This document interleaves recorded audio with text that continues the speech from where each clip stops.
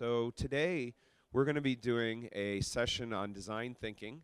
And how many people, first of all, are familiar with what design thinking really is? Okay, we have one person. By the way, can everybody hear me okay?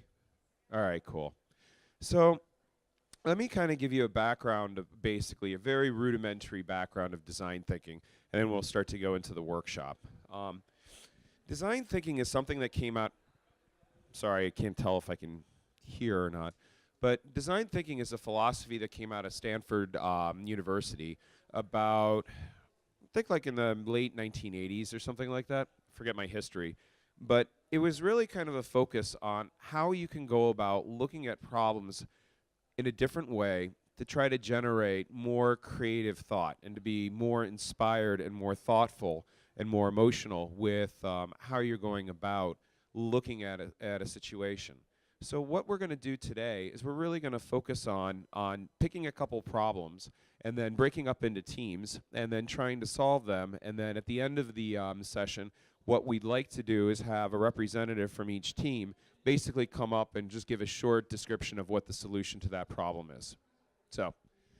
So to get started on this, I'm going back to a startup pitch that I was not coaching, but judging yesterday about ideas that can help Lebanon. I thought it was a really interesting thing, and there were some really cool things, everything from public transit to medical to recycling to energy usage. And I thought that that was pretty cool as a topic, so I was thinking we could focus on that, on things that could benefit society, but with a specific focus on Internet of Things. So the reason I'm stuck on that is because I just gave a talk not too long ago about it. But Internet of Things are the connected devices that could help connect the digital with the physical world. So they could be everything from a sensor that could help out. Oh, I'll let everybody sit for a moment. Oh, cool.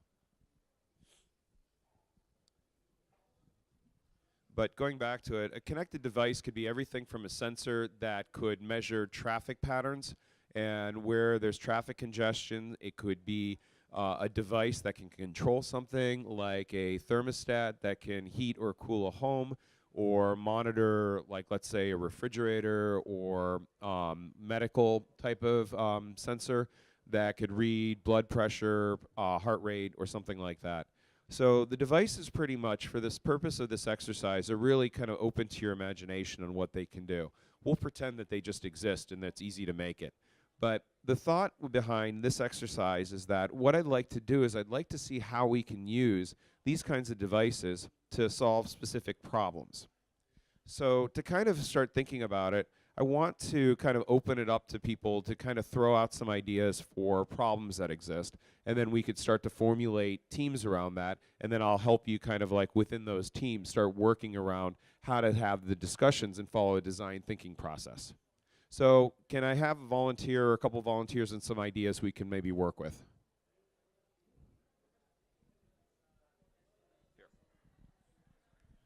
We're just done with the previous workshop here. We're tackling a problem that I'm working on, which is the blood donation.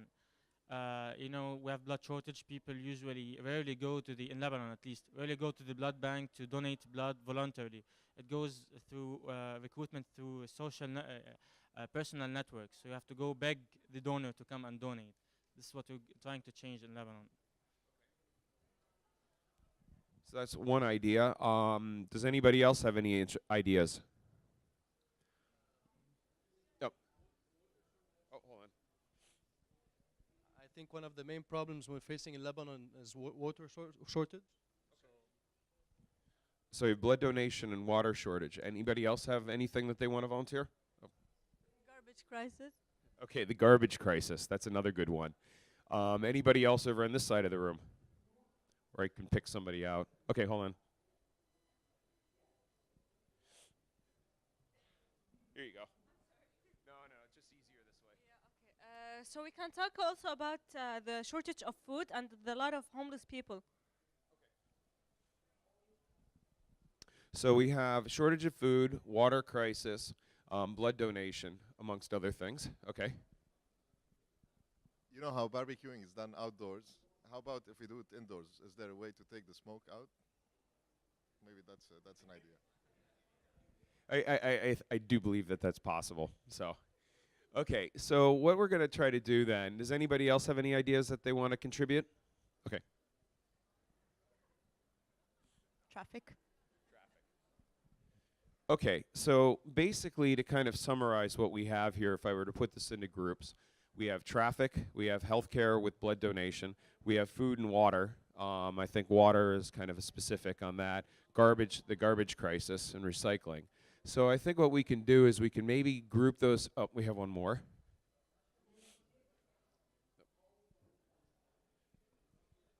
Hold on.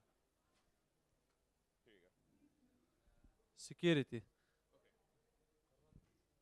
Pardon? Okay. All right. So now that question was security. So we've got a couple topics that we can pick, and just for the sake of the exercise in the workshop, what I'd like to do is kind of make them more general to environment, to society, meaning security. We can talk about other things having to do with that. And the environment, which would be recycling, the garbage crisis, water supply, things like that, just to work together on it. And probably infrastructure too might be something else that we could talk about, or transportation, I mean. Sorry, okay. So how many people, just by a show of hands, basically what I'd like to try to do is get everybody to divide up around those four topics. So infrastructure, healthcare, which is what we've got, then we've got environment, and we've got society. Okay? So why don't we do this? Whoever by show of hands, who wants to work on the environmental issues? Okay. Who wants to work on society issues? Security, things like that. Okay. Who wants to work on healthcare? Okay, so yeah. So what we're basically going to do is we're going to kind of divide the room up into four zones. So we'll put environment and we'll put infrastructure, transportation over here. Then we'll put healthcare and society over in this corner. So if you guys could just get up and move into your group, and then I'll start talking about what we're going to be doing with this exercise. Yes. Okay. Okay, just to be clear, in this corner over here is going to be healthcare. Over here is going to be infrastructure, transportation. Wait, sorry, what? I want to. Oh, society's over here. Sorry, the environment's over here. Then we have healthcare's over here. Then we have infrastructure, and then transportation.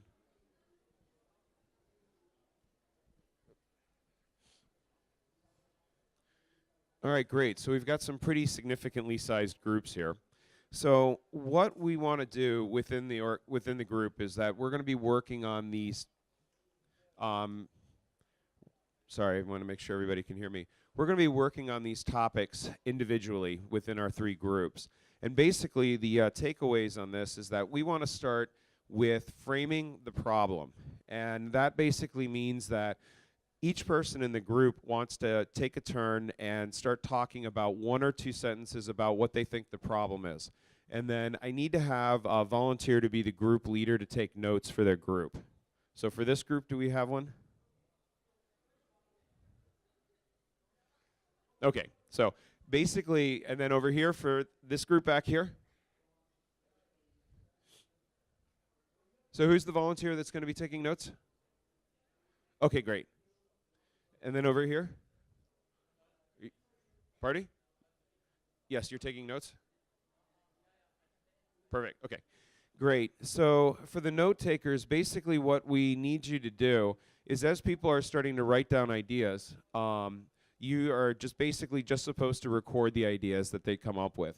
Then after everybody goes around in the circle, and it's okay to pass too if you don't feel like you want to contribute or if somebody else has said something, is that then what we want to do is with those ideas is start looking at what the problems are and then start talking about the solutions for those problems. So what I'll do is I'll basically give everybody about 15 minutes, depending on the conversations, to go around in their group and start framing the problem. Like, what do you see that's wrong? And then once we have the problems kind of discussed, then I'll take you to the next step about how we use that information to start thinking about solutions. Okay? Yes?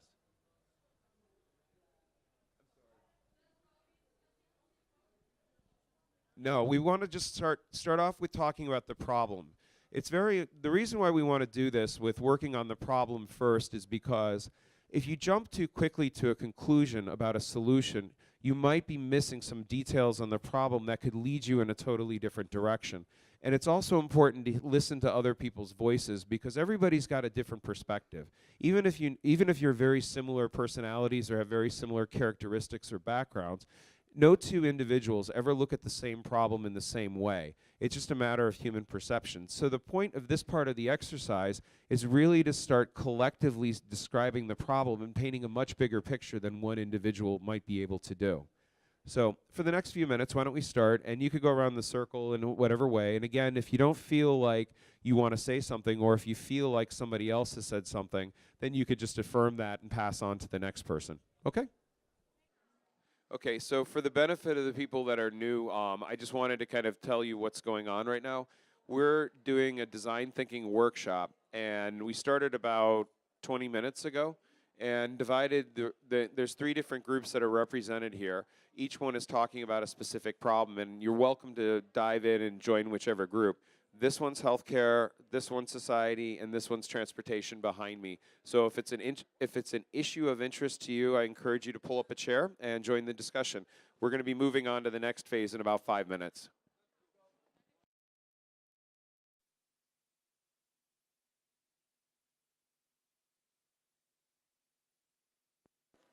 Okay, so what we're going to do is we're kind of going to wrap this phase up because we only have about 30 minutes left.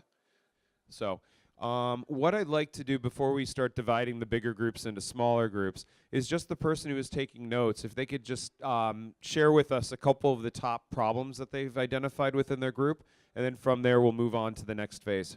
So, you guys want to start? Yeah.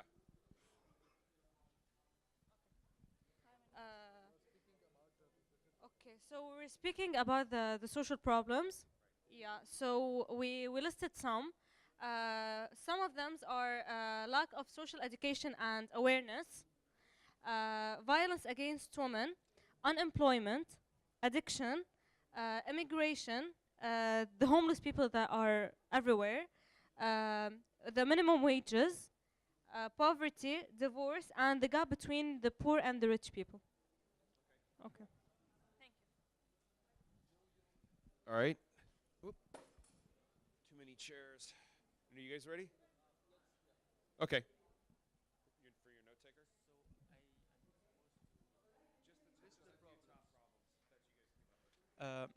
One of the very big problems that came up is awareness. Awareness, like about the importance of blood donation, about the mechanism of blood donation, misconceptions about blood donations, awareness from the general public, lack of awareness from the general public about the available resources in Lebanon, and this is one big title. The other title is that we talked about is some technical problems about transport of blood, for example, between different hospitals or between different areas, and yeah, the infrastructure basically, because we don't have like central blood banks. And one big title is different standards of blood transfusion in different places. So I think, am I summarizing the? Yes, that's it. All right, and then for the biggest group, if you could pass the microphone down. About transportation. Population is increasing. More people want their own personal transport to get around with. Okay, health problems. No. Population increasing. No proportional increase in the road structure. Type. Urban planning of the roads. Access of cars per household. Traffic laws are unrespected. No public transportation. Excess use of cars to satisfy needs. Lack of water tax. ماشي all problems. What? Okay, do you want anything else? Okay, thank you. Okay, now for the most chaotic step. It's dividing the groups up a little bit. So what I'd like to do is, for the sake, first of all, let me take a step back. normally when you do this process in a full, the whole design thinking workshops usually take a day to 2 days, not an hour. So I'm trying to cram a tremendous amount of stuff into a very short amount of time. So I appreciate your patience with this. So what we're going to do is we're going to divide up into smaller groups. I think this group should be done in 3 groups. It's just too many people, and it's important that the group is small because everybody needs to discuss now what we're going to be doing with these problems to provide better definition and start working towards solutions or ideas for solutions. So if you guys could just get into 3 different groups and just form a circle real quick, and I'm going to narrate a little bit more about the process as you guys are moving chairs. And if you guys can break into 2 groups, I think that would be helpful. And you guys are already good. Yeah. Yeah, you guys are good. So as you guys are moving chairs around, let me kind of describe to you a little bit more about the process. And just literally, just quickly, just draw a split and join up. So when you're I'll let everybody do this for a moment, then I'll continue. Yeah, so if you guys just go in this group, turn your chairs around, and then this side kind of goes this way, and then maybe some people over here. Normally in the process, you want to have groups of about 9 to 12 people, and 12 is usually kind of the limit in the size of a group, because beyond that, it's hard to have just one conversation because people tend to break around 9 people into 2 separate cells, and they start talking amongst themselves. And it's really important during these workshops that you have kind of a single conversation around the topic at hand. So, yes. Yes. Yes. Yeah, I'll go into that. Okay, now that you guys have divided, for each new group, we're going to need a note taker again. So do we have a volunteer from your circle? Okay, you're taking notes. All right. All right, and then for this group, do we have a note taker? Okay. Okay. And you're still going to continue to take notes since you started already. Okay, well, we still have to go a little better into this. So what the next step is we want to now take the problems that we've identified and start to provide some levels of importance to them. So normally in this process, the problems are put up on Post-it notes or on a whiteboard and written out, and then it becomes more of how do we prioritize which ones are more important, which ones are least important, which ones are just more critical. You have to come up with your own criteria about what the problem is, because as you start to divide them, you start to group them together and find similarities within the problems. And so as we're looking at the problems that you put together, what I'd like you to try to do is find some similarities between them and look at the top 1 or 2 problems that you have, and then from there what we're going to do is we're going to start discussing solutions about them. So basically, the first step that I want you to do is, before we start talking about solutions, is just kind of within your circle, revisit the problems and then kind of select the top 2 that you want to look at, 1 or 2 problems that you think are the most important. Then after we get those identified, the next step is to start breaking down the problem. Like, what does the problem consist of? Who are the players, the people that are involved in this problem? What are the scenarios that they go through? Because as you become more empathetic about who is responsible in the problem, then you start to understand what's going through their mind and how you can affect a better solution. So I'm going to give everybody about 5 minutes just to kind of summarize with themselves, and then I'll give you instructions about how we can start working with the solutions. Okay? 2 minutes, real quick. Okay, so we've got, basically time-wise, we've only got about 20 minutes left. So the next couple steps of what I'd like you guys to work on are we want to start looking at the solutions now. So normally in this process, what we would do in a design thinking workshop is really start to focus on who are the people involved in the problem. Those could be the people creating the problem or being the victim of the problem, or what systems are in place that make the problem worse or that are in place that could make the problem better. So the first step in helping to define a solution is, once you have the problem, is start looking at who's involved with that problem. You know, what institutions, what organizations, what individuals, how would you describe them, how would you characterize them? And when you're doing that, what you want to try to also do is keep in mind their perspective and try to be empathetic, meaning think like they would think and try to have the emotions that they would have.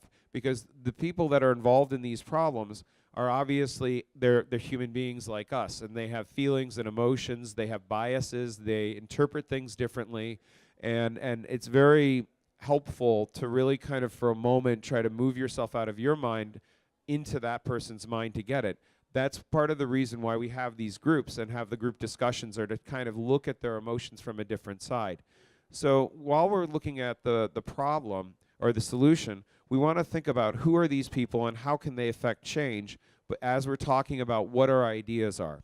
So the next step is for the next about 10 minutes is to work on, go ahead. Okay.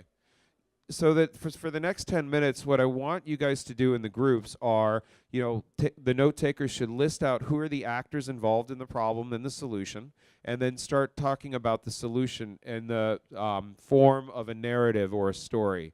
What does it look like? What does it sound like? We don't have time to get really too much into detail about that, but then what I'd like to do in the end of 10 minutes is have everybody stand up and describe the problem that they chose, the actors that are involved in the problem, and then discuss the solutions, and then I can summarize kind of the whole process of how it would normally work. Okay? So about 10 minutes. Okay, so now it's time to wrap up. And the next step here is we're finishing up the conversations, kind of 30 seconds if you don't mind. What we're going to do is each team is going to stand up, and basically you've got about 30 seconds per team or per group to explain, 30, 45, I mean, we're flexible, to kind of describe give us an overview of the problem you chose to solve, then give me an overview or give the group an overview of who's involved with the solution and then what that solution looks like. Okay? So who's ready to go first? Okay, we're going to run out of time relatively soon, so I want to move on to the presentations. I know that they're not going to be perfect, but basically this is what I'd like to see. We're going to start on this side, and they're going to have about a minute to stand up and frame the problem and the solution. But I do want everybody to pay attention because this is kind of like the whole point, and then I want to summarize with the process of how it can work and different types of interpretations of that. So with that being said, you guys are nominated to go first. Hello.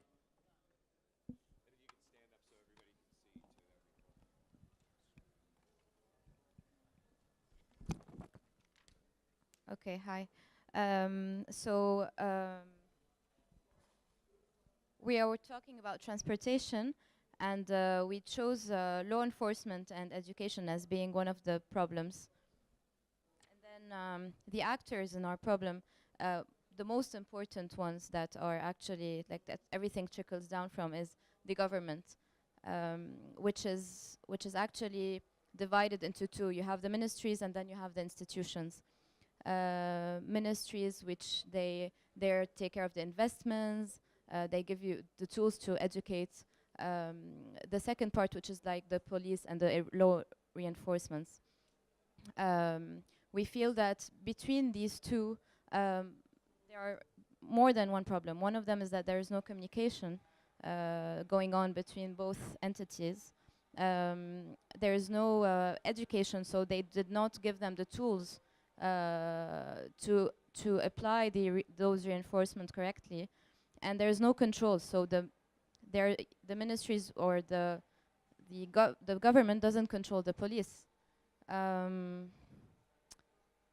Okay. And then you have, so this is the first, this is, I think, our major problem. And then you have the NGOs that are trying to, the second actor, you have the NGOs, like Yaza, who are trying to spread awareness and are trying to actually solve this, but which is hard because there's always a wall between these. And then you have the public audience. Someone wants to talk about the public audience? The audience. Do you want to take care of the individuals? Yeah, the schooling, the environment.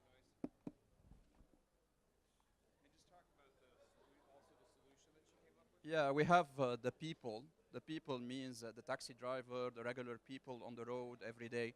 So we need to educate them. This starts when you are in the school. before reaching age 18 when you get the driver's license. So when you're in school, you have to get educated about traffic laws, about respecting the laws, and this also has to be followed by a awareness at home. The family should aware the kids how to behave and respect the laws.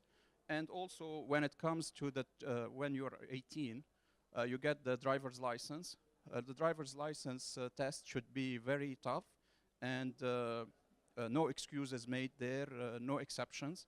And the third part is education for the people who are on the road already, like people who are in the 30s and 40s. Maybe you should do some education through radios, through TV shows, educate people and make them aware of the laws and how to behave on the road. All right, great. And coming from Germany, the driving laws there and rules are very strict because Germans like rules. So, anyways, okay, now it's up to you guys.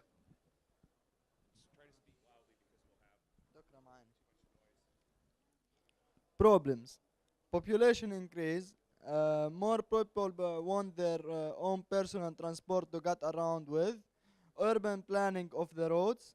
Access of cars per households. Traffic laws are not well applied. No safe public transportation. The solutions: increase the use of public transport, enhance the usage of metros and trains, reconstruct roads and shortcuts, roads and tracks for bicycle, create underground tunnels, put a regular schedule for cars, trucks, and buses in order to decrease the intensity of traffic. Limit the number of cars in every family. Thank you. Thank you very much. Okay. Do you guys want to go next? Okay. Here you go.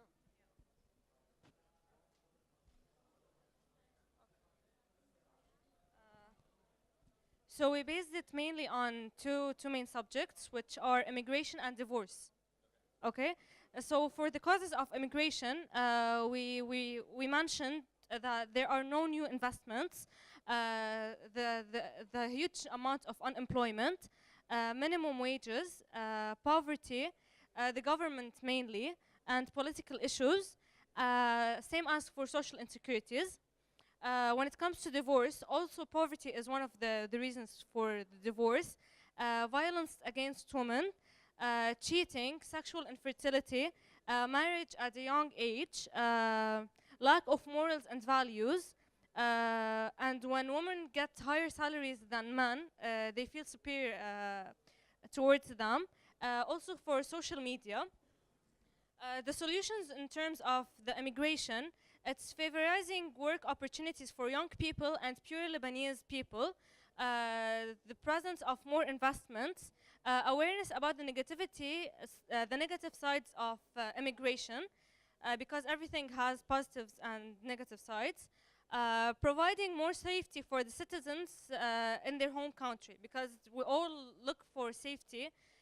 That's why we go to countries that favorize humans and have more human rights than where we are. For the divorce, we can create more or new rules and regulations, more complexity depending on the case we're dealing with in the court, minimizing the cost for in vitro kids to help people with sexual infertility to have kids, and awareness for the importance of family and family life. Yeah, thank you. Thanks. Okay, now it's your turn.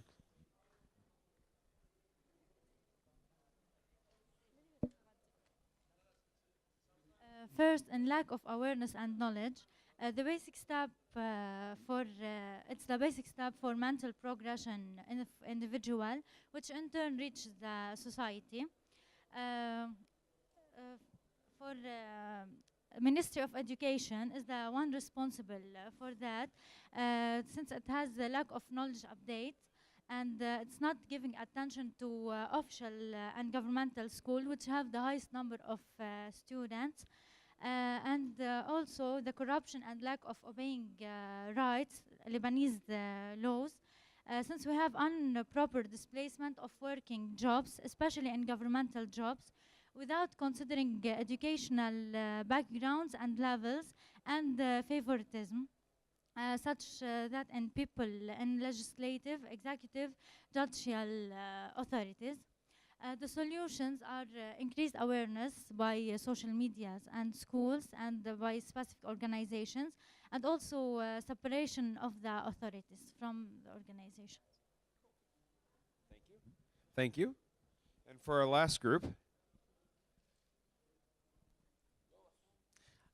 The main actors that we thought of are the donors, blood donors, the patients, the NGOs like Red Cross that help us recruit blood donors, and the hospitals. And at first, we forgot the government because the government in Lebanon is missing. So we did not think of it. But when someone said the government, so we remember that we live in a country that there should be a government. So as part of the solution, we created like two big titles: the enforcing the awareness and giving incentives for the donors.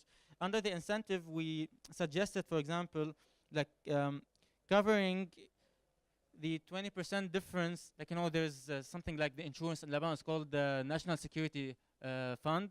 So they cover, for example, 80% of the price of the medication. So we are suggesting that the Red Cross lobbying for covering the additional 20% for the blood donors. So this is incentive. The other incentive is covering the transportation for the donors while coming and going back to the blood bank. And like partnership with Uber could be one good solution. The recognition of donors either in annual ceremony or like online on social media. And under the awareness title, we suggested that lobbying against the government to give more importance to the World Blood Donation Day, and like making it a day off in schools or hospitals where all people go. It's not like off, but like getting the blood drives to collect more blood. And I think this is it. Did we miss anything? Thank you. all right, thank you. And first of all, I just want to thank everybody for participating in this, because I know that the time was extremely compressed to do this. But hopefully the discussions that you had were really interesting, and you met some new people, or at least you got to hear something new from somebody you already knew, to use new too many times. But no, the whole process of design thinking is really focused about trying to uncover different perspectives. That's really, I think, the fundamental purpose of it, in that when it's applied towards social problems, or it's applied within a work environment towards a new product or service that a corporation might offer, what we're really trying to get at with this process is a system to document situations that are incorrect, things that are obstructing progress. It could be political, it could be psychological, it could be physical, it could be technological, whatever it might be. But by breaking down a larger, more complex system into smaller parts, you get to start to see it, and that problem isn't as intimidating if you deal with it in very small chunks. And so solutions like Legos can then be put together with little ideas that come from these a better definition of the problems into something much more complex and much more robust than what you might try to do if you do it from the top down.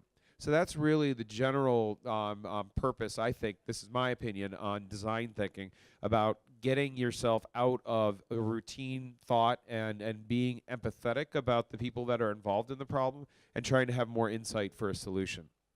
So as we wrap up, we've got, actually, we're already over time, but if anybody has any questions, as I kind of dismiss the group, now would be a good time to ask. Anybody? Okay, I guess he said big applause, so I guess that's good. No, so we're good. Thank you very much for participating.